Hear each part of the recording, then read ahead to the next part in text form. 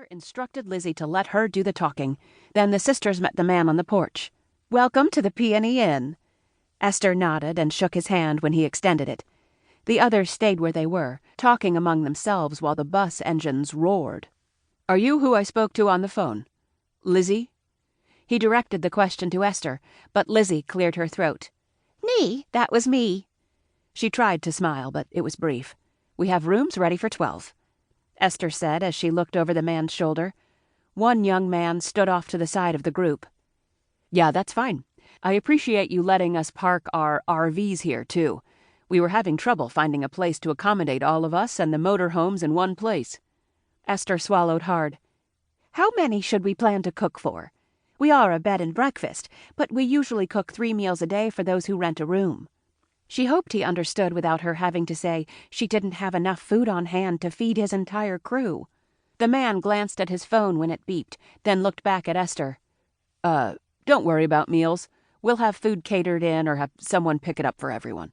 Esther's worries reversed as she thought about all the food she had stocked up, much of it produce that would go bad if not eaten.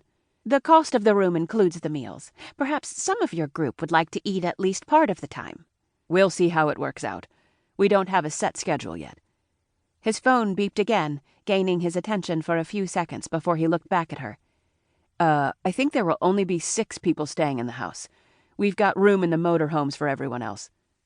Esther thought about all the work she and Lizzie had done to accommodate 12 people, but she nodded. "I'll go get the 6 staying in the house." He nodded over his shoulder. "Are those other houses rented?" "Yeah. One is leased long-term to a gentleman, and the other house is occupied by a young couple." Esther didn't think she ever referred to Gus as a gentleman before. She hoped he would stay tucked away for the next month, but all this activity was more than likely going to upset him.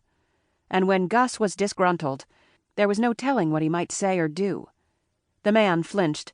"We'll have to run the generators for the motorhomes most of the time while they're parked here. They're rather loud. I didn't know there would be other residents close by." He paused. "By the way, I'm Brandon Clarkson, the producer. I'll be staying inside along with my son and 4 others. I'll go get everyone staying in the house and introduce you. We have a few who aren't thrilled about sleeping in a house without air conditioning." His voice held a tinge of irritation. Esther pushed through her worry about the food overage, the loud generators, and the likelihood that Gus would throw a fit. "I'll be right back with the others." Mr. Clarkson did an about-face and rejoined his crew. Esther glanced at Lizzie, proud that her sister had pressed her lips together and stayed quiet. "You can speak now." Lizzie stretched her arms stiffly at her sides. "Don't yell at me. I didn't know it would be like this." "I don't ever yell at you." Esther grinned. "I might scold you when you act like a child, but I don't yell."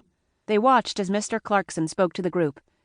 "Gus is going to be very unhappy." Lizzie cackled. "Well, now there's a silver lining after all." Esther's sister avoided Gus whenever she could. Most people did. But Lizzie and Gus fought like 5-year-olds, even though they were both in their 70s.